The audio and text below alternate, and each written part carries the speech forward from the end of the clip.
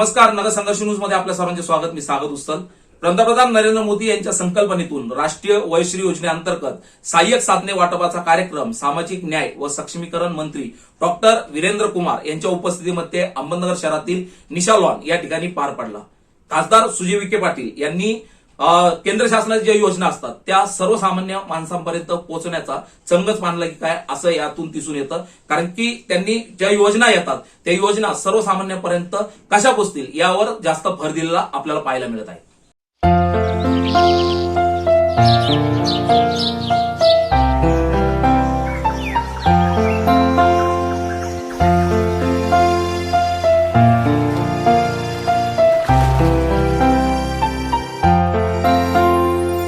काम हो अच्छे हमारे और नीयत साफ हो,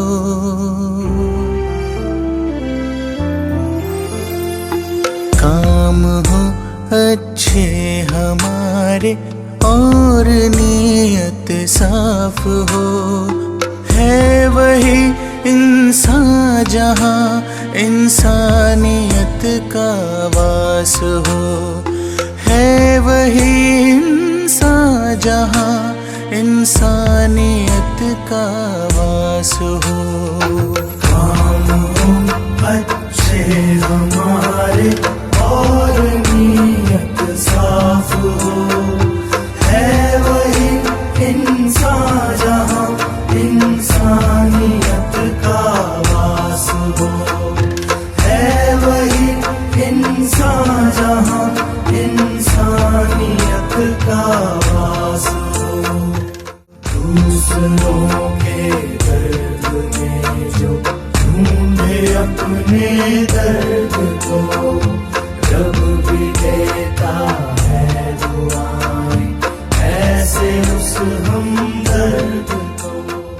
पंतप्रधान नरेंद्र मोदी यांच्या संकल्पनेतून राष्ट्रीय वयोश्री योजनेअंतर्गत सहाय्यक साधने वाटपाचा कार्यक्रम सामाजिक न्याय आणि सक्षमीकरण मंत्री डॉक्टर वीरेंद्र कुमार यांच्या उपस्थितीत अहमदनगर शहरातील निशा लॉन्स या ठिकाणी पार पडला. खासदार सुजय विखे, माजी मंत्री राधाकृष्ण विखे, आमदार मोनिकाताई राजळे, माजी आमदार बाळासाहेब मुरकुटे, माजी महापौर बाबासाहेब वाकळे, शहर जिल्हाध्यक्ष भैया गंधे, जिल्हाधिकारी डॉक्टर राजेंद्र भोसले, पोलीस अधीक्षक मनोज पाटील, समाज कल्याण अधिकारी देवरे, जिल्हा शल्यचिकित्सक डॉक्टर संजीव घोगरे यांच्यासह भारतीय जनता पार्टीचे पदाधिकारी, नगरसेवक उपस्थित होते.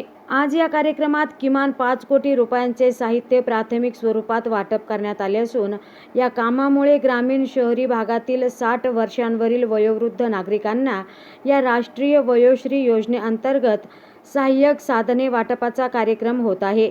हे साहित्य घेण्यासाठी फक्त आपले आधार कार्ड दाखवून आपले साहित्य घेऊन जावे. या योजनेवर आधी विरोधकांनी टीका केली होती. फक्त आधार कार्ड दाखवून कुठे साहित्य मिळेल का? मात्र देशाचे पंतप्रधान नरेंद्र मोदी यांनी ते स्वप्न पाहिले आणि आज ते प्रत्यक्षात अंमलात येत आहे. अहमदनगर जिल्ह्यात आम्ही रेकॉर्ड ब्रेक असे काम करणार असून 40,000 कोटी रुपयांचे सामान टप्प्याटप्प्यात वाटप करणार असल्याचे सुजय विखे यांनी सांगितले. तसेच आज जरी सामान वाटप होत असले तरी उद्या काही वस्तू खराब झाल्या तर त्या दुरुस्त करून देण्याची जबाबदारी विखे पाटील फाउंडेशन घेत असल्याचे त्यांनी जाहीर केले. जिनके लिए इस कार्यक्रम का आयोजन किया जा रहा है, जिनकी गरिमा व उपस्थिति से हम सभी को उनकी सेवा करने का सौभाग्य का अवसर प्राप्त हुआ है, ऐसे हमारे आदरणीय सभी वरिष्ठ जन, प्रिंट मीडिया, इलेक्ट्रॉनिक मीडिया के हमारे सभी सम्मानीय साथीगण, मित्रों, से पूर्व हमारे यहाँ के खासदार डॉक्टर सुजय विखे पाटिल जी जब अपनी बात आपके सामने रख रहे थे, मैं एक दिन मंत्रालय में बैठा था. हमारे युवा ऊर्जावान सांसद महोदय डॉक्टर सुजय विखे पाटिल जी हमारे पास आए. उन्होंने कहा कि हम अपने यहाँ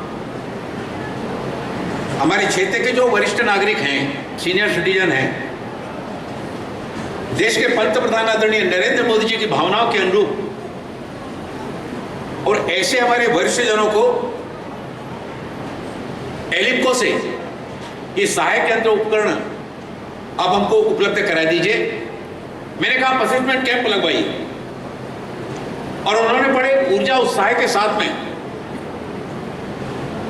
कई स्थानों पर इन कैंपों का आयोजन किया। उसमें चिन्हित होकर जो भी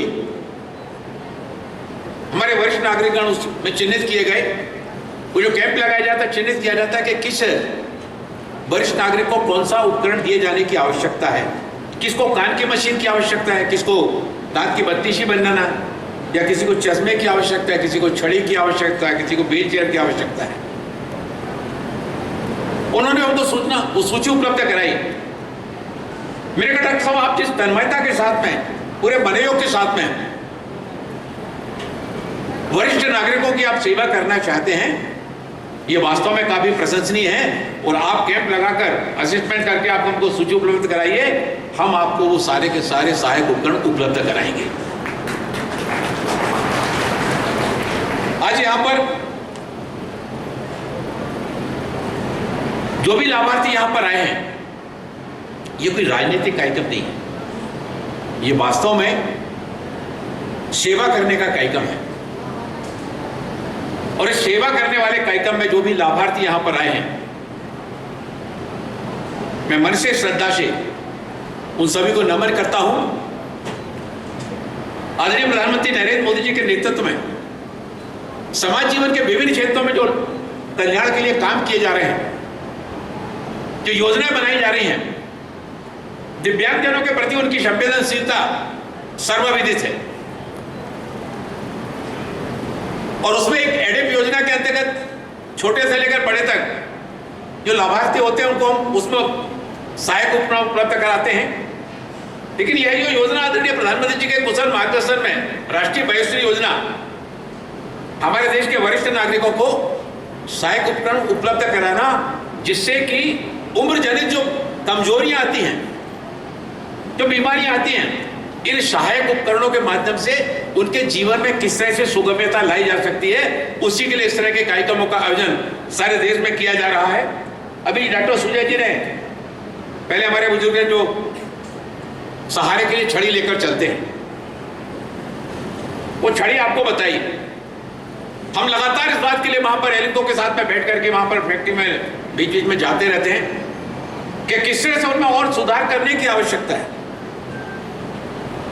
और आपने देखा कि जब हमारे सीनियर सिटीजन कभी बैंक में जाते हैं, अस्पताल जाते हैं, बाजार डॉक्टर को चेक कराने के लिए जा रहे हैं या कुछ सामान लेने के लिए जा रहे हैं, जो वरिष्ठ हमारा नागरिक होता है, शारीरिक उम्र के चलते कमजोरी आ जाती है, वो छड़ी लेकर चल तो जाते हैं, मतलब बैंक में लाइन में लगे, वो जो आपको छड़ी बताई गई, उस छड़ी को आप थोड़ा सा खोल लेंगे, एक उसमें गद्दी लगी हुई है, उस गद्दी पर हमारा बुजुर्ग सीनियर सिटीजन आराम से बैठ सकेगा, उस लाइन में उसको असुविधा का सामना नहीं करना पड़ेगा।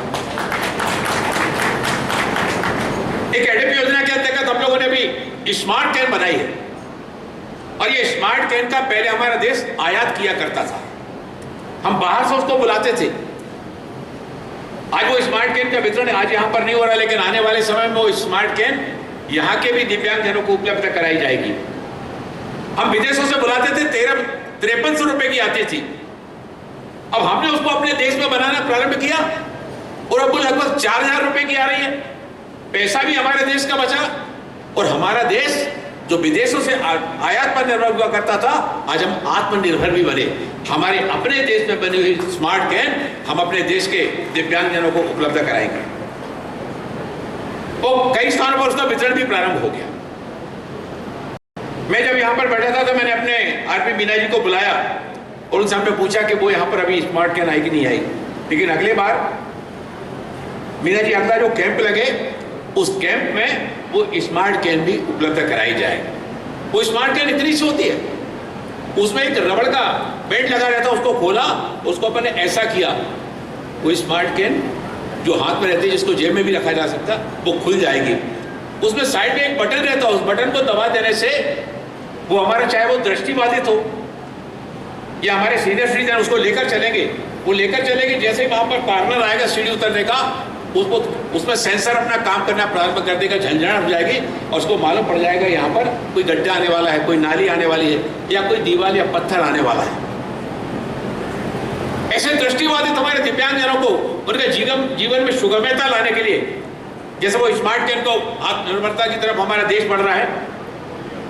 अभी जो आप सामने व्हील चेयर देख रहे हैं, मैं इस दिशा में भी मैंने एडमको से कहा है कि हमेशा ये ब्राउन कलर ही जो है ना सारे उस पर नहीं, अब इसको बदलिए और इसमें नीले कलर, पीले कलर, लाल कलर, इस तरह के विविध कलरों का प्रयोग करके जिससे हमारे दिव्यांगजन को देखने में भी आकर्षक लगे और उस पर बैठकर वो अपने आप को और मनोवैज्ञानिक रूप से आत्मविश्वास से भरा हुआ वो अपने आप को पाए।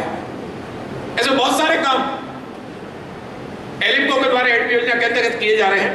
आज की योजना केवल राष्ट्रीय वयोश्री योजना में जो शामिल हमारे वरिष्ठ हैं उनके लिए सहायक उपकरण वितरण करने का है। आने वाले दिनों में इस एडीएफ योजना के अंतर्गत मैंने डॉक्टर सुजय जी से कहा है कि आने वाले समय में एडीएफ योजना के अंतर्गत भी कैंप लगाए जाएं जिसमें हमारे ऐसे दिव्यांगजन, कोई स्कूल जाता है पढ़ने के लिए, कोई कॉलेज जाता है पढ़ने के लिए, कोई ट्यूशन करने के लिए जाता है, उनके लिए मोटराइज ट्राईसाइकिल, वो मोटराइज ट्राईसाइकिल का वितरण एडीएफ योजना के अंतर्गत वो भी किया जाना है। मैं पिछले दिनों एक कैंप में गया था। उस कैंप में जब ऐसे ही यहाँ पर जो सामने देख रहे हैं हमारे 2 वरिष्ठ नागरिक यहाँ पर बैठे हुए हैं, तो उसमें 5-7 ऐसे लोगों को जो वाहन दिया जाना था, जो सहायक उपकरण दिया जाना था, वो उस पर बैठे हुए थे। मैं उतरकर जब उनके पास गया, उस पर एक मोटराइज ट्राईसाइकिल पर एक बहन हमारी बैठी हुई थी। मैं जब चलता चलता उसके पास गया, उस बहन ने मेरा हाथ पकड़ा और हाथ पकड़कर बोली कि आज मुझे ये सहायक उपकरण तो मिला है, लेकिन एक सहायक उपकरण के साथ साथ मुझे मेरा भाई मिला है और इस भाई ने मुझे जो मोटराइज ट्राईसाइकिल उपलब्ध कराई है। मैं केवल अपने घर पर रहकर और ट्यूशन पढ़ाया करती थी और बच्चों को कोचिंग दे करके अपने परिवार का जीवन यापन करती थी, लेकिन मेरे भाई ने मुझे जो मोटराइज ट्राईसाइकिल उपलब्ध कराई है, अब मैं इस बैठकर अनेकों स्थानों पर जाकर कोचिंग करके ज्यादा बच्चों को शिक्षा का दान भी देने का काम कर सकूंगी और मैं जब ज्यादा स्थानों पर जाकर इस काम को करूंगी तो मेरी आर्थिक क्षमताएं भी बढ़ जाएगी, जिसमें अपने परिवार को भी मैं और उनको भी सहायता दे सकूंगी। देश के पंतप्रधान आदरणीय नरेंद्र मोदी जी का पत्र आज के इस कार्यक्रम के लिए आया है। वो स्वयं इस कार्यक्रम में आना चाहते थे। वो चाहते थे कि मतलब हमारे राष्ट्रीय वयोश्री योजना के अंतर्गत हमारे देश के जो वरिष्ठ नागरिक हैं, उन वरिष्ठ नागरिकों को आप देख रहे हैं ये पत्र आदरणीय प्रधानमंत्री जी ने भेजा हुआ है और उसमें बताया कि किस तरह से वो इस योजना के अंतर्गत हमारे वरिष्ठ जनों को कैसे सुगम्य, उनके जीवन में सुगम्यता लाने के लिए ऐसे कार्यक्रमों के माध्यम से कैसे प्रयास किए जा सकते हैं, आपका जीवन सुगम्य बने, आप अपने काम को अच्छे ढंग से कर सके, अपने परिवार में उस कार्यक्रम से और मदद दे सके। भाई साहब वहां पर खड़े हुए हैं। अब जब बहन के ऊपर मेरी नजर गई, तो जैसी मेरी नजर यहाँ पर कार्यक्रम में बैठकर उस बहन के ऊपर गई, देश के पंतप्रधान आदरणीय नरेंद्र मोदी जी दिल्ली में रहे, बेंगलोर में रहे, वाराणसी में रहे या चंडीगढ़ में रहे, लेकिन उनकी दृष्टि सारे देश के हमारे जो इस तरह से हमारे सीनियर सिटीजन हैं, उन सीनियर सिटीजनों के ऊपर रहती है। हमारे चाहे क्षेत्र के हमारे खासदार महोदय हो, आमदार महोदय हैं, उन सबके माध्यम से कि हमारे समाज जीवन में जहां पर हम इस तरह के लोगों को देखते हैं, हम कैसे उनको जो है ना सहायक उपकरण उपलब्ध करा के उनके जीवन को कैसे सुगम्य बना सकते हैं। और आज के इस कार्यक्रम के माध्यम से हमारे जिन भी वरिष्ठ नागरिकों को ये सहायक उपकरण मिल रहे हैं, उस सहायक उपकरण से मिलने से उनका जीवन सुगम्यता की ओर बढ़ेगा। इस दिशा में पहल करके आंगनबाड़ी कार्यकर्ताओं का भी इसमें सहयोग लें, पंचायत के हमारे सचिव, सरपंच, रोजगार सहायक, इनका भी उसमें सहयोग लें, ताकि क्षेत्र के सभी दिव्यांगजनों का ये यूडीआईडी कार्ड ये बन सके और केंद्रीय डाटाबेस जो योजना है उसमें उन सबको शामिल किया जा सके। अब तक लगभग देश भर में 68 लाख दिव्यांगजनों के यूडीआईडी कार्ड बन चुके हैं सुगम्य भारत अभियान में। और सार्वजनिक स्थानों में इमारतों में ये काम तेजी से किया जा रहा है। अभी जो डॉक्टर सुजय जी बोल रहे थे कि जिसमें कमोड के साथ जो है ना व्हील चेयर और कमोड के साथ में chair stool silicone pain cushion घुटने, breast, spinal support, cervical collar, lumbosacral belt, rollator brake और फुट केयर किट, ये सारी इस सुगम्य भारत अभियान के अंदर उपलब्ध कराई जा रही हैं। आज के इस महत्वपूर्ण कार्यक्रम में मैं एक और आप सबसे अनुरोध करना चाहता हूं। आपको कहीं कोई ऐसा बच्चा आपके पड़ोस में, आपके गांव में, आपके नगर में आपको कोई मिलता है, 0 to 5 ईयर बच्चा, जो बच्चा सुन नहीं पाता, और जो बच्चा सुन नहीं पाता है वो बोल भी नहीं पाता है, ऐसे बच्चों की कॉक्लियर इम्प्लांट सर्जरी मुंबई में हमारा अली यावर जंग है, कानपुर में भी, और हमने 219 अस्पतालों को इसमें चैनलाइज किया है। ये 0 to 5 ईयर बच्चे जो सुन नहीं पाते, बोल नहीं पाते, उनके लिए कॉक्लियर इम्प्लांट सर्जरी के माध्यम से लगभग 4000 बच्चों की वो सफल ये कॉक्लियर इम्प्लांट सर्जरी की जा चुकी है। इसमें लगभग 6-6.5 लाख रुपए का खर्च आता है। वो सारा का सारा विभाग इस खर्चे को वहन करेगा। मैं तो आप लोगों से अनुरोध करना चाहता हूँ, आप सबसे भी अनुरोध करना चाहता हूँ, मंच पर हमारे बैठे हुए जो हमारे प्रशासनिक अधिकारी हैं, जनप्रतिनिधि हैं, इन सबसे भी अनुरोध करना चाहता हूँ, एक बच्चे को अगर आपने इस कॉक्लियर इम्प्लांट सर्जरी से और ये इम्प्लांट करा दिया तो वो बोलने भी लगता है और सुनने भी लगता है। मैं पिछले दिनों कानपुर गया था, कानपुर से मैंने वहाँ पर जिन बच्चों का ये कॉक्लियर इम्प्लांट सर्जरी हुई, उन बच्चों को वहाँ पर बुलाया था, उनके अभिभावकों को भी वहाँ पर बुलाया था, और वहीं से मैंने वर्चुअल के माध्यम से हमारे जो अली यावर जंग जो हमारा राष्ट्रीय संस्थान है, मैंने वर्चुअल के माध्यम से वहाँ पर भी मैंने जुड़ा हुआ बात की। एक बहन से जब मैंने पूछा, वो अपने बच्चे को लेकर आई थी, उसकी कॉक्लियर इम्प्लांट सर्जरी हो गई थी और वो बच्चा बोलने भी लगा था, सुनने भी लगा था। मैंने उस बहन से पूछा, बहन ये बच्चे ने जब कॉक्लियर इम्प्लांट सर्जरी होने के बाद जब पहला शब्द निकाला था, उसने जब बोलने के लिए एक कदम आगे बढ़ाया था, तो वो बच्चा जब पहला शब्द बोला था तो आपने कैसा अनुभव किया था? वो बहन बोली, हम तो ऐसा लग रहा था कि अपने बच्चे को लेकर, हमारा एक ही बच्चा है और अपने बच्चे को लेकर हम बहुत निराश थे, हमारे जीवन में काफी निराशा थी। ऐसा लगता कि अंधेरी गुफा में चले जा रहे हैं, कभी ये गुफा का अंधकार कभी खत्म होगा कि नहीं होगा, हमारा बच्चा कभी बोल पाएगा, सुन पाएगा कि नहीं सुन पाएगा। लेकिन बोले जब ये कॉक्लियर इम्प्लांट सर्जरी विभाग के द्वारा कराई गई और हमारे बच्चे ने होने के बाद जब पहला शब्द पापा बोला, तो जब उसके हम दोनों वहां पर खड़े हुए थे, बोले जब बच्चे ने पहला शब्द बोला तो इसके पापा इतनी देर तक रोके रहे, खुशी के मारे उनकी आंखों में इतनी देर तक आंसू आते रहे कि वो आंसू थम नहीं रहे थे। उस माँ बाप की खुशियों का अंदाजा हम नहीं लगा सकते, जिन बच्चों को कॉक्लियर इम्प्लांट सर्जरी होने के बाद जब वो बोलना और सुनना प्रारंभ करते हैं। कैंप लेने की अनुमति दी और उस कैंप को लेते हुए आज इस कार्यक्रम का वितरण का कार्यक्रम हम आज यहाँ कर रहे हैं। सर, आपको एक बात ज़रूर बताना चाहूँगा कि जब हमने कैंप की शुरुआत की तो काफ़ी हमारे विरोधी पक्ष के लोग हम पे हंस रहे थे। वो बोल रहे थे कि ऐसा कौन सा कैंप है कि जहाँ पे आप सिर्फ आधार कार्ड लेके आप आएंगे और आपको व्हील चेयर भी मिल जाएगी, आपको कमोड चेयर भी मिल जाएगी, आपको काठी भी मिल जाएगी, आपको चश्मा भी मिल जाएगा, आपको हियरिंग एड भी मिल जाएगा। ये ऐसा कौन सा कैंप है? और बड़े दिनों से हम रुके हुए थे और मुझे लगता है कि आज आपके माध्यम से हम उन सब विरोधियों को इस बात का जवाब देंगे कि ये नरेंद्र मोदी जी की सरकार है, ये गरीबों की सरकार है और इसके माध्यम से हम हर गरीब का विकास करना चाहते हैं। मला आभार मानायचे या नगर जिल्ह्याच्या प्रत्येक नागरिकाचे, ज्यांनी आपण फक्त एक पॅम्फलेट त्यांच्या घरी पोच केलं आणि त्या पॅम्फलेटवर एवढ्या मोठ्या प्रमाणात गोरगरीब नागरिक त्या शिबिरासाठी आले। सगळे 60 वर्षाच्या पुढचे नागरिक, ज्यांना चालायची अडचण होती, ज्यांना घरी पाहायला लोक नाहीत, ज्यांना साध्या साध्या गोष्टींची गरज आहे। आज मी माझं वय झालंय, मला दिसायला अडचण आहे, मला चष्मा घेऊन द्यायला माझा मुलगा माझ्याकडे नाही, मला ऐकायला अडचण आहे, मला डॉक्टरकडे घेऊन जायला माझ्या मुलाला माझ्याकडे वेळ नाही, मला व्हीलचेअर लागते पण माझी घरची आर्थिक परिस्थिती नाही, मला चालायला काठी लागते पण मी ती कशी विकत घेणार।